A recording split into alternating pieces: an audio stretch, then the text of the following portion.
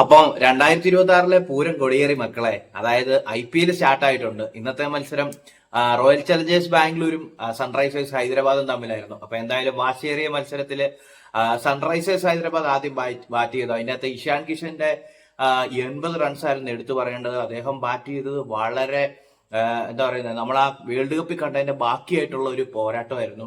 തലങ്ങും വിലങ്ങും അടിയായിരുന്നു. അടിയോട് അടി എന്ന് പറഞ്ഞു കഴിഞ്ഞാൽ നല്ല രീതിയിൽ നല്ല ഒരു ബാറ്റിംഗ് പ്രകടനമായിരുന്നു നടത്തിയിരുന്നത്. അതേ സമയത്ത് നമ്മുടെ ജേക്കബ് ഡഫി എന്ന ബോളർ അതിന്റെ ഇടയ്ക്ക് നല്ല രീതിയിൽ ബോൾ ചെയ്യുന്നുണ്ടായിരുന്നു. 3 വിക്കറ്റ് അദ്ദേഹം നേടി. അതുപോലെ റൊമേരിയോ ഷെപ്പേർഡ് 3 വിക്കറ്റ് നേടിയിട്ടുണ്ട് ബാംഗ്ലൂരിന് വേണ്ടി. അപ്പം ഇഷാൻ കിഷന് ശേഷം അൻകുത്ത് എന്ന് പറയുന്ന ഒരു പ്ലെയർ വന്നായിരുന്നു. നല്ലൊരു എന്താ പ്രകടനമാണ് അദ്ദേഹം കാഴ്ചവെച്ചത്. അദ്ദേഹത്തെ എന്താ പറയുന്നത്, ഇനിയിപ്പം ശ്രദ്ധിക്കേണ്ടിയിരിക്കുന്നു. കാരണം അദ്ദേഹത്തിന്റെ ഷോട്ടുകളെല്ലാം അടിപൊളിയായിരുന്നു. പിന്നെ ക്ലാസന്റെ പ്രകടനം എടുത്തു പറയേണ്ടതാണ്. ക്ലാസൻ വന്നാലും നിന്നാലും അടി എന്ന് പറയുന്ന ഒരു കണക്കായിരുന്നു. അതുപോലെ തന്നെ ഫിൽസോൾട്ടിന്റെ വക കിടിലം 3 ക്യാച്ചും ഉണ്ടായിരുന്നു കേട്ടോ. അതിൻ്റെ അകത്ത് ഇഷാൻ കിഷനെ പുറത്താക്കാൻ എടുത്ത ക്യാച്ചൊക്കെ നമുക്ക് എടുത്തു പറയേണ്ടതാണ്. തുടക്കത്തിലെ തന്നെ നമുക്ക് ട്രാവിസ് ഹെഡിനെ നമുക്ക് നഷ്ടപ്പെട്ടായിരുന്നു. അദ്ദേഹം കുറ്റനടിക്ക് ശ്രമിച്ച് അദ്ദേഹത്തിന്റെ വിക്കറ്റ് നേരത്തെ തന്നെ പോയി. അതിനുശേഷമാണ് പിന്നെ ഇഷാന്റെ തേരോട്ടം തുടങ്ങിയത്. ഇടയ്ക്കിടയ്ക്ക് വിക്കറ്റുകൾ വീഴുന്നുണ്ടായിരുന്നു.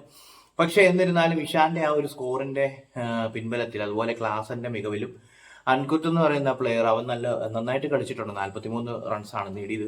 അതിന്റെ എല്ലാം ഒരു ആകത്തുകയായിട്ട് 201 റൺസ് സ്കോർ ചെയ്തു സൺറൈസേഴ്സ്. മറുപടി ബാറ്റിങ്ങിന് ഇറങ്ങിയ ബാംഗ്ലൂരിന് തുടക്കത്തിലെ ഫിൽസോൾട്ടിനെ നഷ്ടപ്പെട്ടു. പക്ഷേ വിരാട് കോഹ്ലിക്കൊപ്പം ചേർന്ന ദേവദത്ത് പടിക്കൽ സ്കോറിങ്ങിന് വേഗത കൂട്ടി. വിരാട് കോഹ്ലി എന്ന് പറയുന്ന ദേവദത്ത് പടിക്കലിന്റെ ബാറ്റിംഗ് കണ്ട് ത്രസിച്ചു നിൽക്കുന്ന ഒരു സാഹചര്യമായിരുന്നു ആ സമയത്ത് കണ്ടത്. കാരണം ദേവദത്തിന്റെ ബാറ്റിൽ നിന്ന് നല്ല രീതിയിൽ റൺസ് ഫ്ലോ ചെയ്യുന്നുണ്ടായിരുന്നു. ആ സമയത്തൊക്കെ വിരാട് ദേവദത്തിന് സപ്പോർട്ട് ചെയ്തൊക്കെ നിന്നു. അതിനുശേഷം 61 റൺസ് എടുത്ത ദേവദത്തിന്റെ വിക്കറ്റ് പോയതിനു ശേഷം പിന്നീട് വിരാട് കോഹ്ലിയുടെ ബാറ്റിംഗ് പ്രകടനം നമുക്ക് കാണാൻ പറ്റിയത്. നന്നായിട്ട് അദ്ദേഹം ബാറ്റ് ചെയ്തു. അതുപോലെ തന്നെ നമ്മുടെ ബാക്കി വന്ന ബാറ്റ്സ്മാൻമാരെല്ലാം, അതുപോലെ തന്നെ രജത് പട്ടിദാർ നന്നായിട്ട് ബാറ്റ് ചെയ്തു. അപ്പൊ എന്തായാലും എല്ലാത്തിന്റെയും ആകത്തുകയായിട്ട് ബാംഗ്ലൂർ അവസാനം 201 എന്ന സ്കോർ 203 മറികടക്കുക ഉണ്ടായി. അത് മറികടന്നെടുക്കുകയും ചെയ്തു. എന്തായാലും മികച്ച ഒരു തുടക്കം തന്നെയായിരുന്നു. IPL ഇത്ര 200 മേളിലൊരു സ്കോറൊക്കെ കയറുക എന്ന് പറഞ്ഞു കഴിഞ്ഞാൽ അതൊരു ത്രില്ലിംഗ് ആണ്. പക്ഷെ വേറൊരു കാര്യമുള്ളത് എന്നാന്ന് വെച്ച് കഴിഞ്ഞാൽ ഇപ്പോഴത്തെ ഒരു സാഹചര്യത്തിൽ 2020 200 റൺസ് അല്ലെങ്കിൽ 220 റൺസ് എന്നൊക്കെ പറയുന്നത് ഇപ്പോഴത്തെ സാഹചര്യത്തിൽ ചേസ് ചെയ്തെടുക്കുന്ന ഒരു സാഹചര്യങ്ങൾ നമ്മൾ കണ്ടിട്ടുണ്ട്. അത് നമ്മൾ വേൾഡ് കപ്പിൽ നമ്മൾ കണ്ടിരിക്കുന്നതാണ്. IPL ആകുമ്പം കുറച്ചുകൂടെ പൊടി വാർന്ന പരിപാടിയാണ്. അതുപോലെ തന്നെ നമുക്ക് എടുത്തു പറയേണ്ട ഒരു കാര്യമുണ്ട്. ഭുവനേശ്വർ കുമാറിന്റെ ബോളിംഗ് ആദ്യത്തെ 2 ഓവർ മികച്ച രീതിയിൽ തന്നെയാണ് അദ്ദേഹം എറിഞ്ഞത്. ബാക്കി ഓവറുകൾ നന്നായിട്ട് എറിഞ്ഞു. പക്ഷെ ആദ്യത്തെ പവർ പ്ലേയിൽ അദ്ദേഹം മികച്ച രീതിയിൽ റണ്ണ് കൺട്രോൾ ചെയ്തിട്ടുണ്ട്. സൺറൈസേഴ്സ് അധികം റൺസ് അദ്ദേഹത്തിന്റെ ഓവറിൽ വഴങ്ങാൻ പറ്റിയിട്ടില്ല. പക്ഷെ വേറൊരു കാര്യമുള്ളത്, റൊമേരിയോ ഷെപ്പേർഡിന്റെ ഓവറിൽ ഏകദേശം 4 ഓവറിലും കൂടി ഒരു 54 റൺസ് മേളിൽ അടിച്ചിട്ടുണ്ട്. നല്ല രീതിയിൽ അദ്ദേഹത്തിന് റൺസ് വിട്ടുകൊടുക്കേണ്ടി വന്നു. 3 വിക്കറ്റ് നേടിയെങ്കിലും അടി കിട്ടിയതൊരു അവസ്ഥയായിരുന്നു.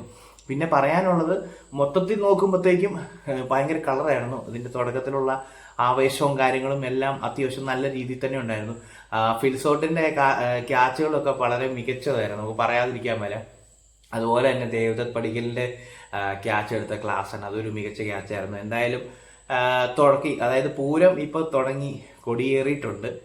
അതിനി അങ്ങോട്ട് ഓരോ ദിവസങ്ങളിലും ഇനി തകർത്ത് വരട്ടെ. കാരണം നമുക്ക് ഓരോ കളിക്കാരുടെയും പ്രകടനങ്ങൾ നമുക്ക് വിലയിരുത്തേണ്ടതുണ്ട്. കാരണം ഈ IPLന്റെ ഒക്കെ ഒരു പ്രകടനത്തിന്റെ ബേസിലാണ് ഇപ്പോഴത്തെ ഒരു ഇന്ത്യൻ ടീമിലേക്കുള്ള കടന്നുകയറ്റവും കാര്യങ്ങളൊക്കെ നടക്കുന്നത്. ഇപ്പൊ ഏകദേശം ടീം സെറ്റ് ആണെങ്കിലും പുതിയതായിട്ടുള്ള ഏതെങ്കിലും പ്ലെയേഴ്സ് മികവ് പുലർത്തുകയാണെങ്കിൽ അവർക്കും അതൊരു എന്താ പറയുന്നത്, ഇന്ത്യൻ ടീമിലേക്ക് ഒരു വഴിയാണ്, അല്ലെങ്കിൽ സെലക്ടേഷന്റെ ശ്രദ്ധ പിടിച്ചു പറ്റാൻ വേണ്ടി പറ്റുന്ന ഒരു സാഹചര്യമാണ്. അപ്പോൾ എന്തായാലും IPL എന്ന് പറയുമ്പോൾ തന്നെ നമുക്കറിയാം, നമ്മുടെ ക്രിക്കറ്റ് ഉള്ളിടത്തെല്ലാം, അതായത് ലോകത്തിലെ ഏറ്റവും വലിയ പ്രീമിയർ ലീഗ്, ക്രിക്കറ്റുകളിലെ പ്രീമിയർ ലീഗാണ്.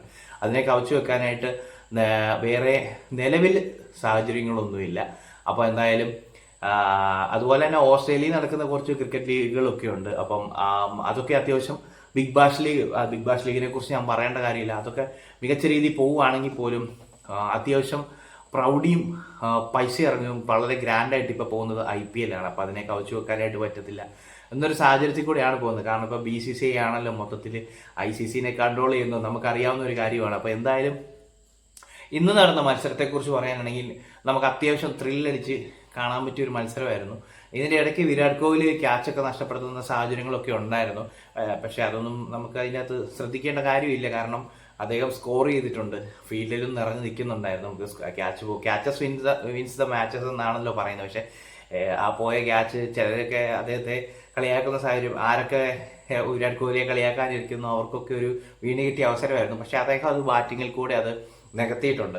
എന്തായാലും ഇന്നത്തെ മത്സരം അത്യാവശ്യം നല്ല തകർപ്പൻ നല്ല മത്സരമായിരുന്നു. ഏകദേശം എന്താ പറയുക, നമ്മൾ ഈ ജിയോ ഹോട്ട്സ്റ്റാറിലൊക്കെ അത്യാവശ്യം നല്ല രീതിയിൽ വ്യൂവർഷിപ്പ് ഉണ്ടായിരുന്നതാണ്. TV-യിലാണേലും ഇപ്പോൾ എല്ലാവരുടെയും ഒരു കാര്യം, TV കാണുന്നതിലും എല്ലാവരും ഇപ്പോൾ ഫോണിൽ ഹോട്ട്സ്റ്റാർ അങ്ങനെയുള്ള ആപ്പ് വഴിയൊക്കെയാണ് കാണുന്നത്. അപ്പോൾ ഹോട്ട്സ്റ്റാറിൽ നല്ല രീതിയിൽ ഇത് എന്താ പറയുന്നത്, കാണികളുടെ എണ്ണം കൂടുതലായിരുന്നു ശരിക്കും പറഞ്ഞു കഴിഞ്ഞാൽ. എന്തായാലും വരും ദിവസങ്ങളിലെ കളികളുടെ വിലയിരുത്തലുമായിട്ട് ഞാൻ വരുന്നതായിരിക്കും. അപ്പം അതുവരേക്കും അപ്പോൾ വിരാട് കോഹ്ലിക്കും കൂട്ടർക്കും ഇന്നത്തെ വിജയത്തിൽ സന്തോഷിക്കാം. കാരണം കഴിഞ്ഞ IPL അവരാണ് നേടിയത്. കഴിഞ്ഞ സീസണിലെ IPL ട്രോഫി അവരാണ് നേടിയത്. ഈ സീസൺ തുടങ്ങിയപ്പോൾ തന്നെ അവർ എന്താ പറയുക, വിജയത്തോടു കൂടിയാണ് തുടങ്ങിയിരിക്കുന്നത്. അപ്പോൾ എന്തായാലും വരും ദിവസങ്ങളിലെ മത്സരങ്ങളിൽ കാണാം. വീറും വാശിയോടും കൂടിയുള്ള മത്സരങ്ങൾ ഇനിയും ഉണ്ടാകട്ടെ. അതുപോലെ തന്നെ ഒരു പ്രധാനപ്പെട്ട കാര്യം, ഇപ്പം നമ്മൾ അറിഞ്ഞിടത്തോളം ചെന്നൈ സൂപ്പർ കിങ്സിന്റെ ടീമിൽ ധോണി 2 ആഴ്ചത്തേന് ഉണ്ടാകത്തില്ല. കാരണം കാലിന്റെ പേശിക്കേറ്റ പരിക്കും മൂലം അദ്ദേഹത്തിന് കളിക്കാൻ സാധിക്കാത്ത സാഹചര്യത്തിൽ സഞ്ജു സാംസൺ ആയിരിക്കും വിക്കറ്റ് കീപ്പിംഗ് ചെയ്യുന്നത്.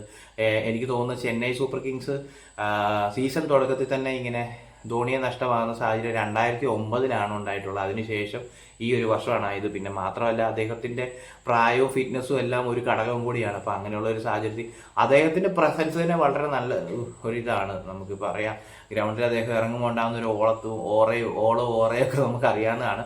അപ്പം എന്തായാലും അദ്ദേഹത്തിന്റെ മടങ്ങി വരവിനായിട്ട് നമുക്ക് കാത്തിരിക്കാം. അതുപോലെ തന്നെ വരും ദിവസങ്ങളിൽ ഓരോ മികച്ച മത്സരങ്ങൾക്കായിട്ടും നമുക്ക് കാത്തിരുന്ന് കാണാം. ബൈ.